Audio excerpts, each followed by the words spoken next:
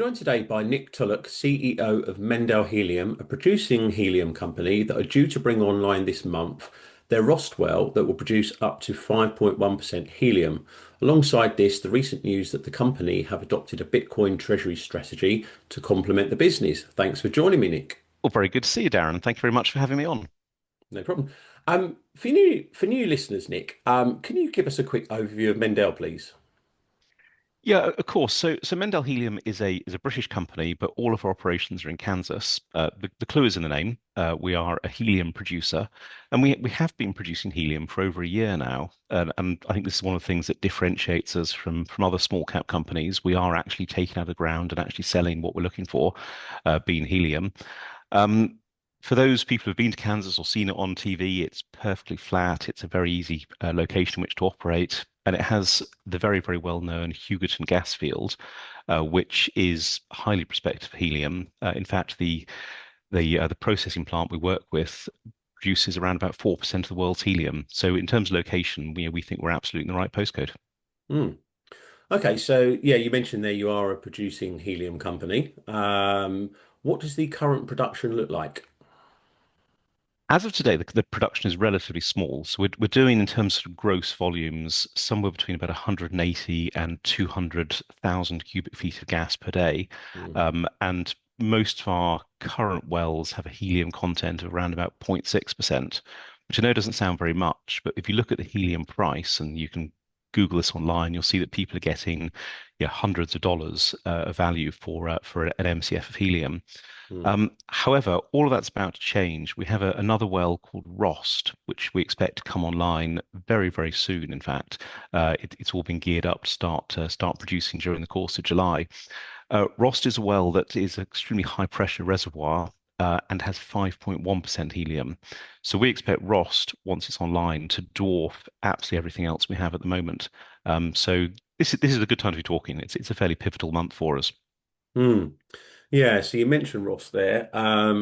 Is there anything you need to do to bring that online? You got any sort of permits required, or is it just a case of just hooking it up and getting it going?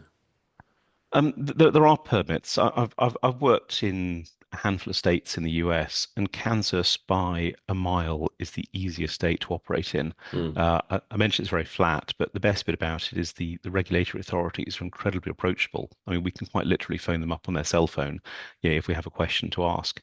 Um, Permits needed are a permit to drill, which we've done. The well is drilled, and a permit to dispose of water. One of the features of ROST is it's a wet well. There is water sitting above the gas reservoir. So to get the gas to flow, we need to remove the water, and the water has to go somewhere. And in our case, the water will go into a disposal well. So essentially another well that's drilled about Hmm. 300 yards away. And we need permission to put the water into that disposal well. I mean, what comes out of the ground is a brown, dirty, salty water. It's not suitable for any form of consumption or even crops. So it has to go back into the ground. We have an approval process ongoing with Kansas, which is actually due any day now. And again, coming back to Kansas has been an easy state to operate in. We've advertised in the newspaper. The local farmers are aware of it. No one has objected, and so we're very confident that disposal well will be approved. And that's the point where we metaphorically turn on the switch Hmm. and start pumping the water out of Rost, and that will produce gas. Okay. And when Ross comes online, what does the production profile look like, and what could the revenues look like? So I guess we'll know for sure once we turn it on. But to try and give you a few parameters, Rost was tested at 2,900 MCF a day, and it's also been tested at 5% helium. So in if yeah, if those numbers were accurate, this would be doing literally hundreds of thousands of dollars of revenue per month. Wow. Um, Now, I don't think they will be, and I'll sort of row back a little bit from that. You don't drive your car at 100 miles an hour, 24/7. If a well is capable of doing 2,900, it's not going to do 2,900 24/7. Yeah, it'll be a lesser number. Hmm. The second thing to think about is what happens to the helium. Um, yeah, at 5% helium in Rost, that's a terrifically high number. I mean, yeah, yes, there are higher numbers elsewhere in the world, but most helium comes out in sort of very, very low digit percentages. So 5.1% helium is a great number. But it's the helium's got to go somewhere. We're in ROST, we're not attached to a pipeline, so we will need to truck the helium to a nearby location. And the location's very nearby, it's just a few miles away. Um, you don't want to truck a 95% waste product. So we don't really want to truck everything that comes out of the ground because essentially you're trucking 95% of something that's going to be thrown away. So we'll process the helium on site. We'll use something called a PSA, a pressure swing absorption unit, that could purify the helium up to about 99.9% purity. In fact, we'll probably take it up to about 50%. That'll be the most economic route, and then truck out the balance. So this is a long-winded answer, but Mm. the production of ROST will be capacity constrained based on how quickly we can purify the helium on site. Now, the PSA we have is rated at 800 MCF per day. In other words, you can put 800 MCF of gross gas into the PSA and it'll produce helium. Um, Again, back to my car analogy, you're not going to run a car at 100 miles an hour 24/7. We're not going to run the PSA at maximum capacity all the time. There will be some downtime. There'll be some maintenance.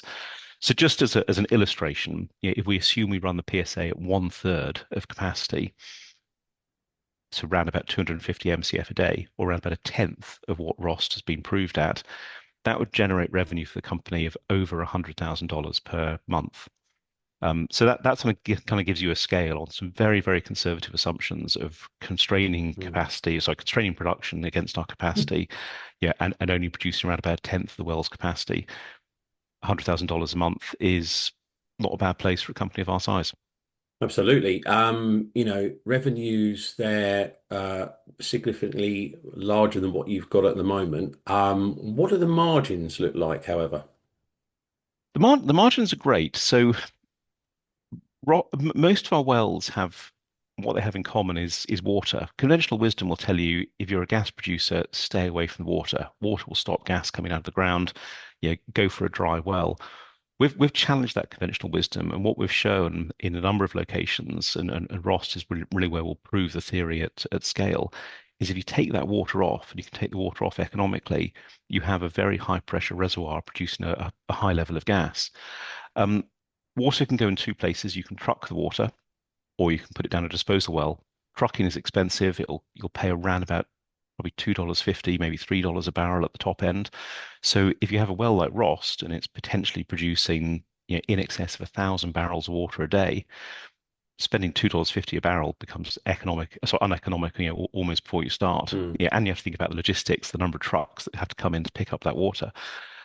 So the disposal well makes far more sense. And in that case, you're only really paying for electricity. Once you've incurred the capex of drilling the disposal well, all that's required is a pump. We have a pump installed in the Rost well, and then a hose, quite a big hose, Mm. that takes you from the Rost well through to the disposal well, which is called Broby. And the cost is electricity.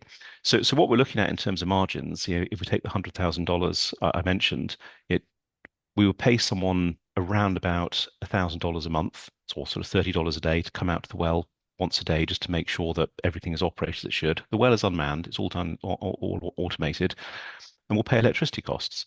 And very roughly, we assume about 6 cents per barrel. That is the cost of running the pump to pump water into the disposal well.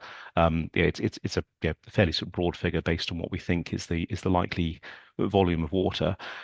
Those are the two main costs.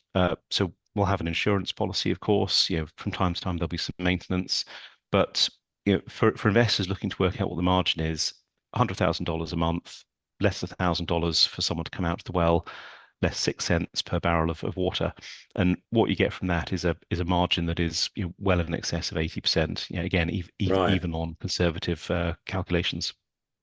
Okay. So that's a healthy margin indeed. It is. Okay. So obviously the Ross well coming online is sort of clearly a game changer for the company in terms of increased cash flow, as we've discussed. How do you plan to scale the business going forward? So, for example, can you add additional production wells in the future? And is that relatively straightforward?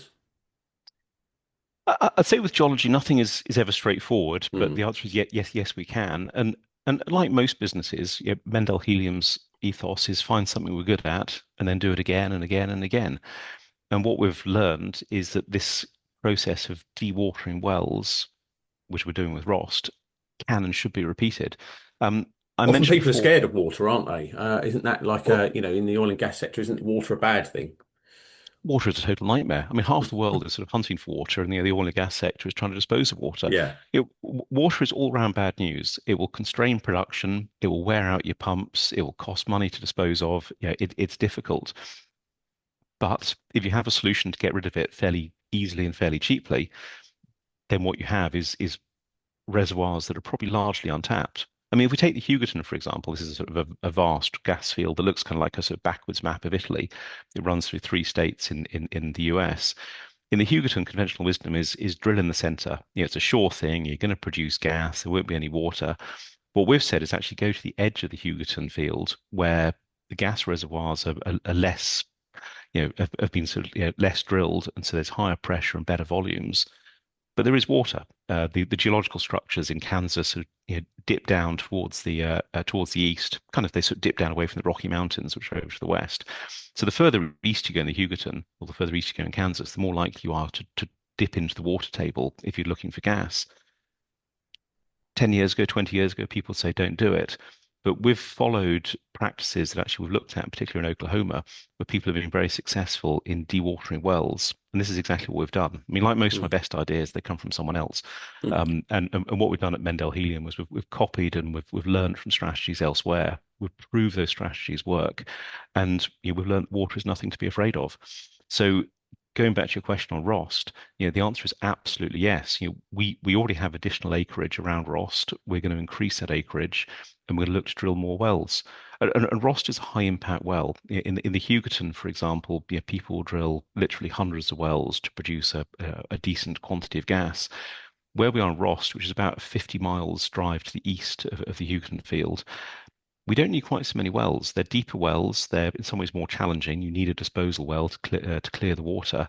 But as I've just described on the volumes and the potential cash return on those wells, you don't need quite so many.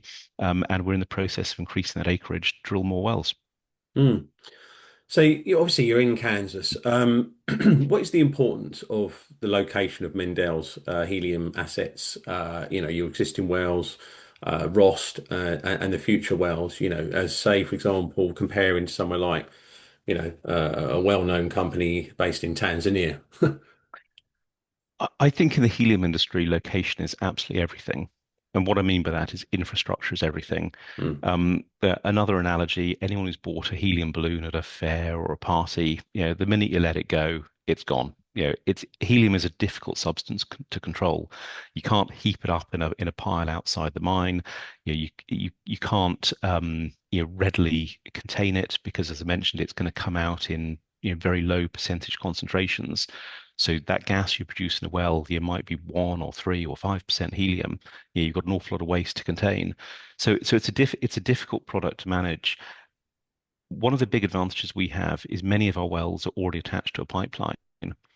So in the Right. Hugoton, where we have a number of wells, we can literally connect, again, sort of, colloquial language, we can connect a hose from the wellhead into the pipeline.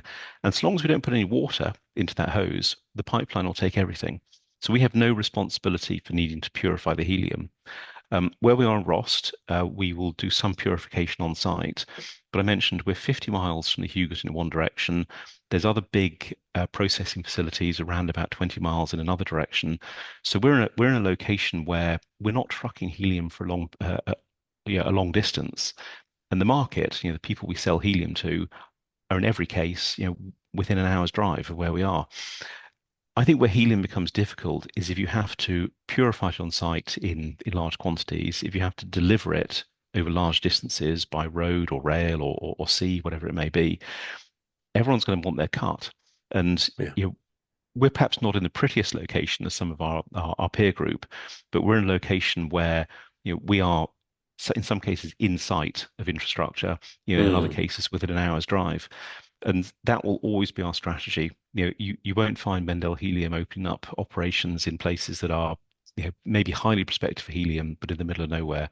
We will always stay close to the market. And that will be the key to our operations. So, given your location, then, are there opportunities to expand your acreage and licenses and do exploration to increase the resource and production longer term? Yeah, there absolutely are. I think sometimes Europeans forget how big North America is, and within Kansas itself, we have more acreage and more opportunity than, frankly, one small company can cover on its own. We have a farm out in the Hugoton with a company called Scout, who are the biggest operator in the area. That farm out would give us the ability to drill 100 to 200 wells across the acreage that's been allocated to us. If we were to drill two or three wells a month, this is still, several years worth of work. Mm, Meanwhile, our focus is around ROST, which is an area called Fort Dodge. The additional acreage we're picking up there is already going to be several years worth of work as well. So expansion to us is not the issue. Getting the land is not the issue. I mean, clearly drilling wells, has got a capital cost, but the location we're in is absolutely ideal. And I don't think investors should expect to see Mendell move very far from where we are because the opportunities that we have in the very near term are literally right on our doorstep. okay.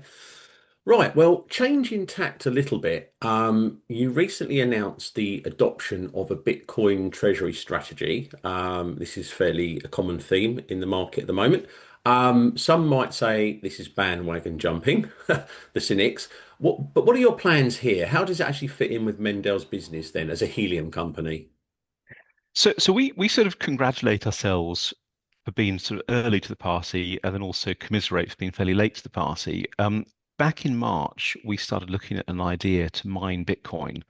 I mentioned before that helium comes out as a basket of other gases. Our best well, ROST, has got 5% helium, but in amongst the other 95% are all sorts of other well-known gases, one of which is Mm, methane, and others will be other hydrocarbons. Um, Small quantities of methane, if you're not attached to a pipeline, is essentially a waste product in Kansas. And being Scottish and being sort of allergic to waste and sort of losing value, one of the things we started looking at is, well, what can we do with this waste product? Rather than just send it out into the atmosphere or sort of deliver it for disposal, what can we do? And the answer we got to back in March was, well, why don't we start a Bitcoin mining process where we strip out the helium, because that's what we're doing anyway with the PSA I mentioned earlier. We strip out the helium, send that to market. That's our core business.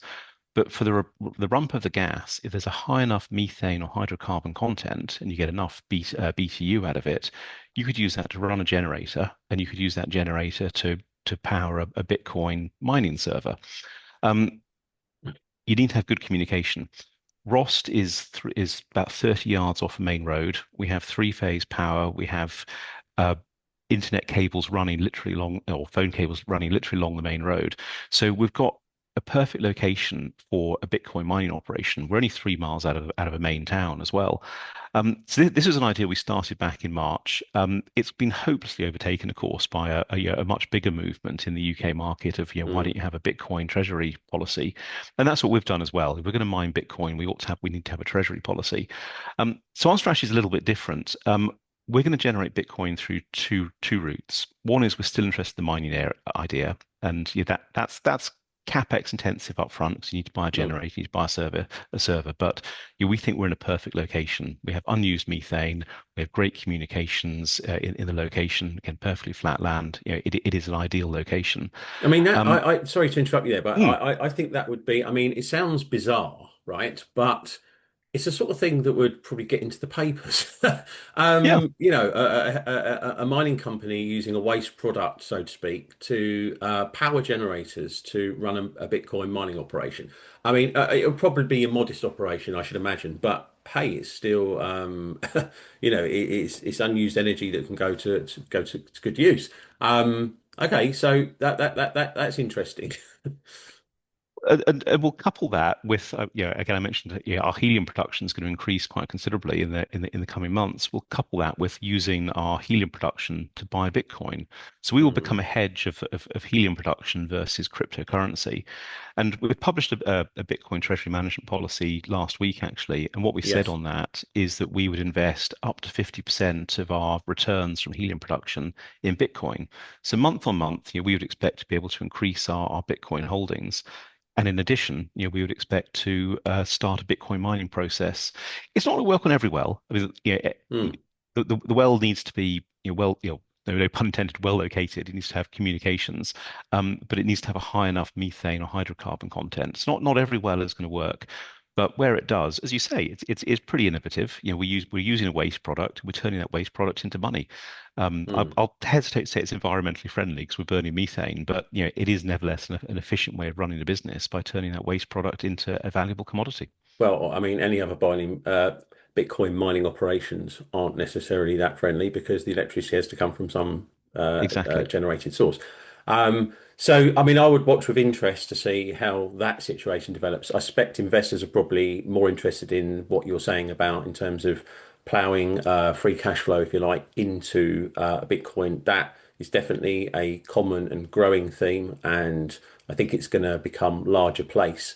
Um, does that though, if you like, impact the growth of the business from a helium perspective, or would you just manage that? Do you manage that together with still trying to increase the Bitcoin treasury?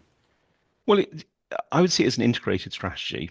So if I go back to the numbers I gave you Mm. earlier, if we're generating $100,000 of revenue per month from ROST, and let's be conservative, let's say it's an 80% margin, we could be investing perhaps $40,000 per month in Bitcoin, putting $40,000 back into the business.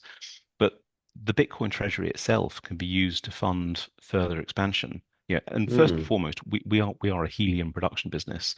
So we are going to use our capital, whether it's in the more recent term raised from investors or going forward, Yeah. generate for our own operations. We are going to use our capital to expand. I mean, you asked me that question a couple of minutes ago. Mm. We are going to drill more wells. We are looking to increase our helium production, but with that, we'll look to increase our Bitcoin purchasing power using that same model of up to half of our returns from helium production, but also supplemented by Bitcoin mining. So it's a different strategy to others. We're Mm. not saying we're going to go out and raise lots of money and invest that money in Bitcoin.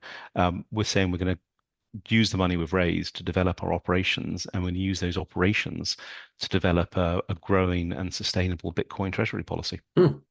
Okay, well, like I said, yeah, definitely a growing theme and something of interest. So, for the remainder of the year, then, Nick, what does it look like in terms of news flow and catalysts? Well, in the near term, ROST will come online very shortly. So that's the first thing. We have a plan to move on to AIM. This has been announced, and so we're literally knee deep in the diligence and the preparation for that. So that should come out shortly as well. We are going to drill more wells. As I mentioned, we've been expanding our acreage in the region around ROST. We also have further opportunities in the Hugoton, so we are looking to expand our portfolio of wells. That should increase our overall helium production. And as we just touched on, that gives us the opportunity to really put to work that Bitcoin treasury policy that we described. So we've got a pretty full schedule there for the sort of the second 6 months of the year, Mm. which involves production, new wells, a change of market, and a new treasury policy. Okay. All right. Well, thanks for joining me today, Nick. It's been a pleasure chatting with you and hope to chat with you again in the future. Many thanks, Darren. I really appreciate it.